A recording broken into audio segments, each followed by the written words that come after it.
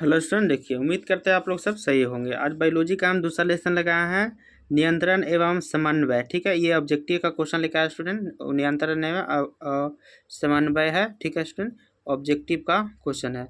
10th class का objective है student. 2025 में जो परीक्षा देने वाले उसके लिए बहुत जरूरी है, जो देख लीजिएगा। सारा ऑब्जेक्टिव इसी से पूछता है। देखिए 24 में पूछा गया, ये भी 24 में पूछा गया, ये भी 24 में पूछा गया क्वेश्चन है स्टूडेंट। ठीक है, आपको चैनल को सब्सक्राइब कर लेना है ताकि सारा ऑब्जेक्टिव आपको मिलते रहे। पूरा वीडियो देखिएगा, आपको हमको पूरा वीडियो जरूर देख लीजिएगा ताकि सारा वीडियो ऑब्जेक्टिव आपको मिल सके।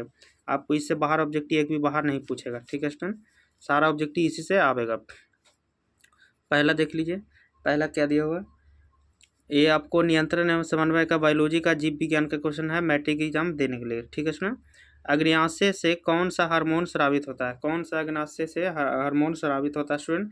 तो इंसुलिन। अग्न्याशय से कौन सा हार्मोन स्रावित होता है? इंसुलिन।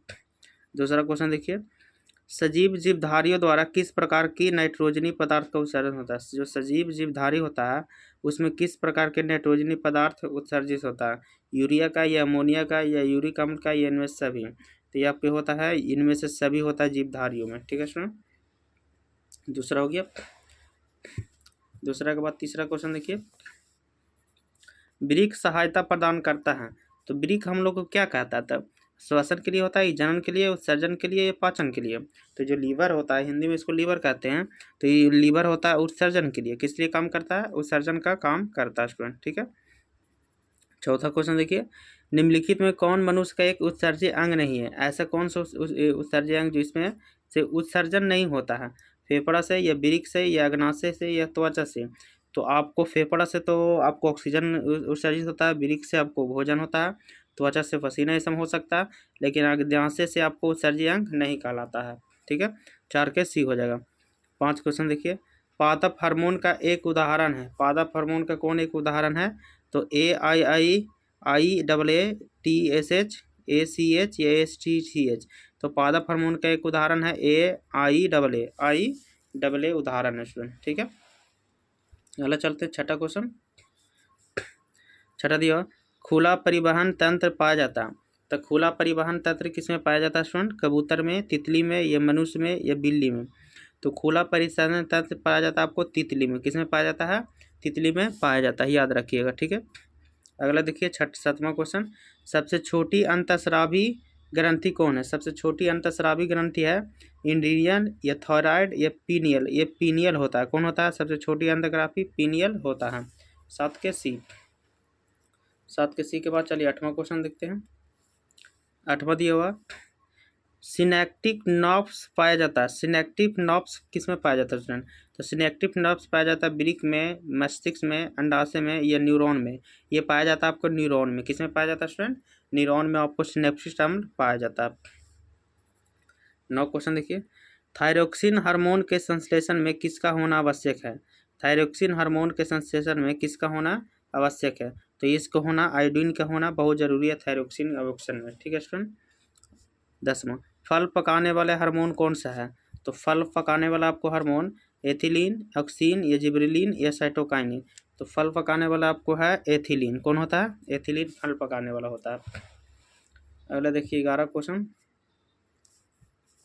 11 दिया हुआ, मनुष्य के कपाल तंत्रिकाओं की संख्या कितने हैं? जो मनुष्य के कपाल होते हैं उसमें तंत्रिका की कोशिका कितना संख्या होते हैं? 12 जोड़ी, 31 जोड़ी, या 24 जोड़ी, या 10 जोड़ी? तो ये होता है आपको 12 जोड़ी होता है। मनुष्य के कपाल तंत्रिका की संख्या 12 जोड़ी। 12 जोड़ी। 12 क्वेश्चन देखिए, मस्तिष्क का कौन सा भाग में गंध पहचानने का केंद्र होता है? दिमाग का जो भाग होता है जो गंध पहचानता है वो कौन सा भाग होता है? मध्य मस्तिष्क, या अग्र मस्तिष्क? अग्र मस्तिष्क होता है जो गंध पहचानने का काम आता है। तो इसमें पूछा गया। 13 क्वेश्चन देखिए, मनुष्य के शरीर के सबसे बड़ी ग्रंथि कौन है? यानी मनुष्य के जो शरीर के सबसे बड़ी क्या अवस्था में पाया जाता है? लीवर है, या अग्नाशय है, या अंडाशय है, या एंड्रीलन है? तो सबसे बड़ा आपको लीवर है। मनुष्य के शरीर में सबसे बड़ा क्या है? लीवर होता है स्टूडेंट। ठीक है, 13 के ए हो जाए। अगला देखिए 14 क्वेश्चन। 14 देखते हैं। 14 ग्वाइटर अथवा घेंगा पनपता है। ग्वाइटर अथवा घेंगा रोग किसके लिए होता है? चीनी की कमी से, या आयोडीन की कमी से? या बच्चे जानते हैं कि घेंगा रोग आपको आयोडीन की कमी से होने शुरू होता है। 15 क्वेश्चन देखिए, थायरोक्सिन का स्रावन कहाँ होता है? थायरोक्सिन का स्रावन कहाँ होता है? तो थायराइड में, यकृत में, या वृक्क में, या वृषण में। थायरोक्सिन का स्रावन होता है आपको थायराइड में। किस में होता है स्टूडेंट? थायराइड में होता है। 15 के ए हो जाएगा। 15 के बाद 16 क्वेश्चन देखिए। 16 दिया, माना में डायलिसिस थैली है। माना में डायलिसिस थैली किसको बोला गया? नेफ्रॉन को, न्यूरॉन को, या माइटोकॉन्ड्रिया को, इनमें से कोई नहीं। तो डायलिसिस थैली बोला गया नेफ्रॉन को। किसको बोला गया स्टूडेंट? नेफ्रॉन को बोला गया डायलिसिस थैली। अगला क्वेश्चन चलते हैं।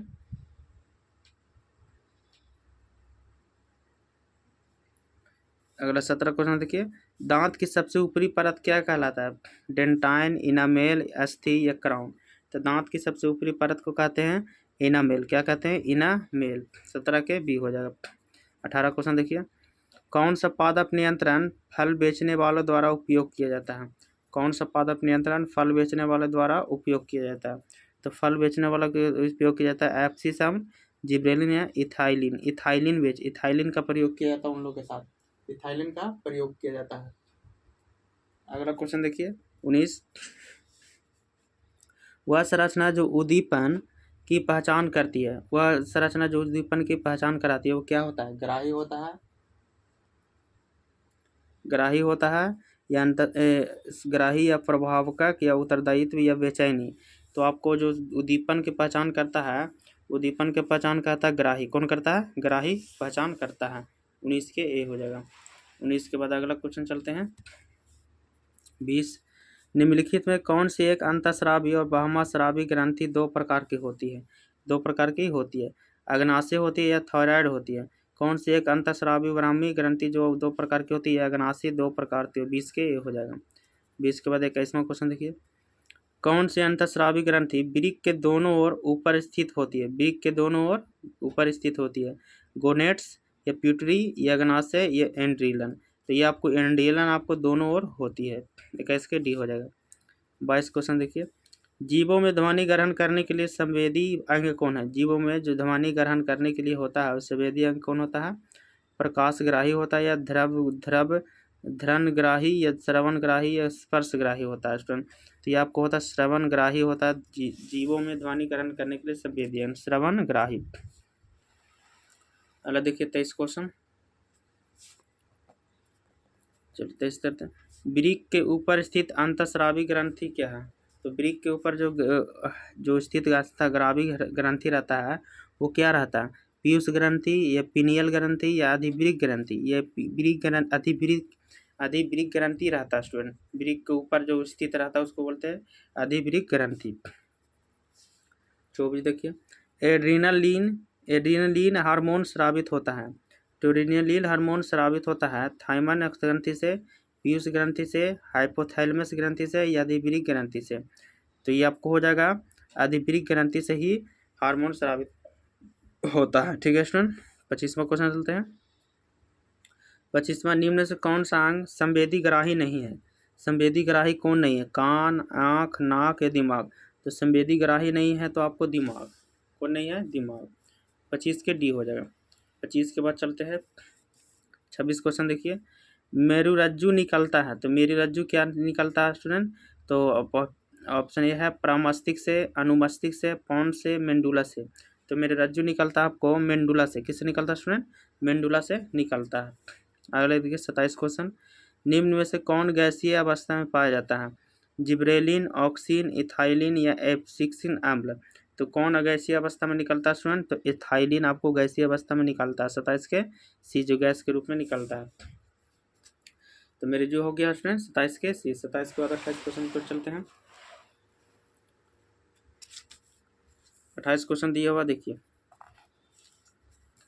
निम्न कौन सा पादप हार्मोन है? कौन सा पादप हार्मोन है? इंसुलिन, थायरोक्सिन, एंड्रोजन, या साइटोकाइनिन। तो आपको पादप हार्मोन साइटोकाइनिन है। कौन स्टूडेंट? साइटोकाइनिन। 29 क्वेश्चन देखिए, दो तंत्रिका कोशिका के मध्य खाली स्थान को क्या कहते हैं? दो तंत्रिका के बीच खाली स्थान को क्या कहते हैं? द्रुमिका, सिनेटरी दरार, या एक्साइन, या आवेग। तो इसको कहते हैं आपको सेनिटर दरार। क्या बोलते हैं? सेनिटर दरार, या सिनेप्स कहते हैं स्टूडेंट। दो कोशिका के मध्य खाली स्थान को कहते हैं और तंत्रिका सिनेप्स या सिनेटार दीवार कहते हैं। ठीक है स्टूडेंट। 29 के बी हो जाएगा। 29 के बाद 30 क्वेश्चन देखिए, 30 दिया हुआ, मस्तिष्क उत्तरदायी है, मस्तिष्क उत्तरदायी है सोचने के लिए, कि हृदय संपन्न के लिए, शरीर का संतुलन बनाने के लिए उपयुक्त सभी। तो मस्तिष्क आपको है, इसमें सभी आपको देता है मस्तिष्क, ठीक है। तो 30 के डी हो जाएगा। तो आपको हम पहला वीडियो में इस लेसन में 30 ऑब्जेक्टिव बता रहे हैं स्टूडेंट, दूसरा वीडियो में आपको 31 से 60 तक क्वेश्चन मिल जाएगा। आपको जरूर इसको पूरा जरूर देखिएगा स्टूडेंट, इसी चैनल पर मिलेगा स्टूडेंट।